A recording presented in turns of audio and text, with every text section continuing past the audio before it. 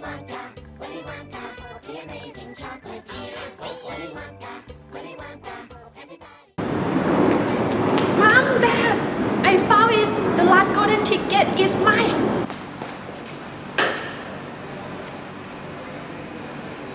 Wow! Let's read it loud.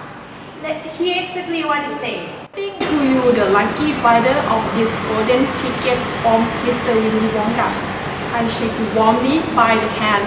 For now, I do invite you to come to my factory and be my guest for one whole day. I, Willy Wonka, will conduct you around the factory myself, showing you everything there is to see. Afterward, when it's time to leave, you will be escorted home by a procession of large trucks, each one filled with all the chocolate you could ever eat.